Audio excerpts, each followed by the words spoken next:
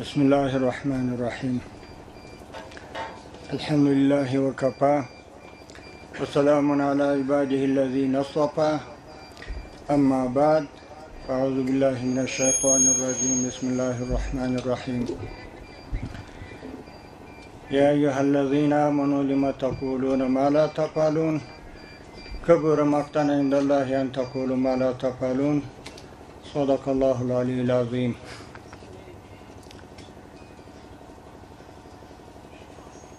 د افغانستان د اسلامي امارت مشرانو، د بهرنیو هیوادونو سفیرانو، د خصوصي سکتور استازو او راغلو میلمنو، قومي مشرانو او د ملي او نړیوالو مؤسسو او رسنیو استازو، السلام علیکم ورحمت الله وبرکاته. خوشحاله یم چې په یو داسې غونډه کې ستاسو سره ګډون کوم چې د هیواد د ابادۍ او پراختیا پر لور یو بل مثبت ګام پکې اخیستل کېږي. د اسلامي امارت مشران ژمن دي چې هیواد له سیالانو سره سیال کړي او په دې لاره کې نه ستړي کېدونکې هڅې هم کوي چې په سلسله کې دا د موږ او تاسې نن د دې سترې ملي پروژې د عملي چارو د پیل شاهدان یو. د کابل ښار نوې پروژه چې د هیواد په کچه د خصوصي سکتور او اسلامي امارت ترمنځ د مشارکت یوه ستره ملي پروژه بلل کېږي. د خارجي او داخلي پانګوالو لپاره د سرمایه ګذارۍ زمینه برابروي. د دې پروژې مساحت 240 کیلومتره دی چې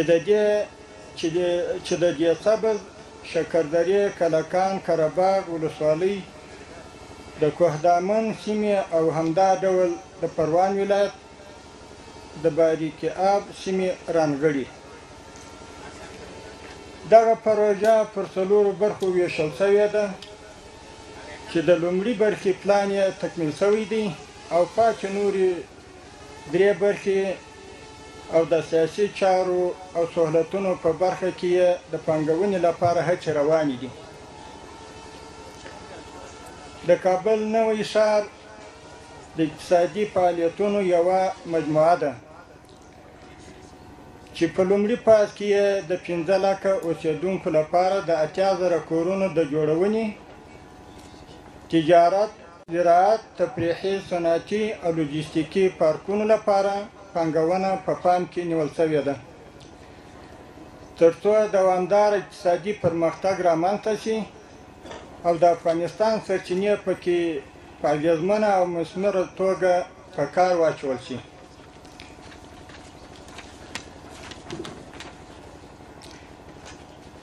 د دې سره به د ملي بودیجې د پیاوړتیا د ترڅنګ د خلکو لپاره سرپناه، د کار کولو، د داخلي توکو د پیر او پلور او د بیلابیلو پانګوالو لپاره د سوداګرۍ او پانګونې زمینه برابره شي.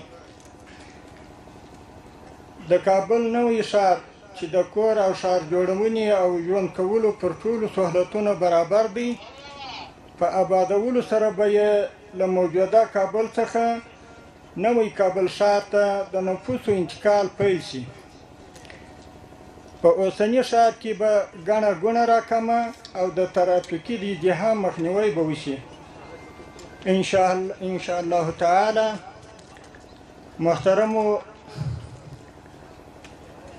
دغه افتتاحیه غونډه یقینا ماته ډیره مهمه او ډیره ګټوره رامعلومیږي او ده نو ځکه موږ نن ورځ 2 مجالس درلوده.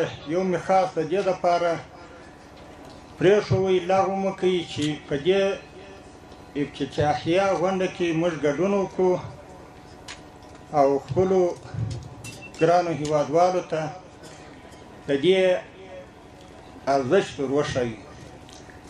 خو موږ پر 12 بجې بل مجلس هم لرو، نو موږ ستاسو څخه رخصتېږو او هغه مجلس ته ځان رسوو. تاسو او خپل پروګرام درته باید تر پایه پکښې ګډون وکړئ. والسلام علیکم ورحمة الله وبرکاته.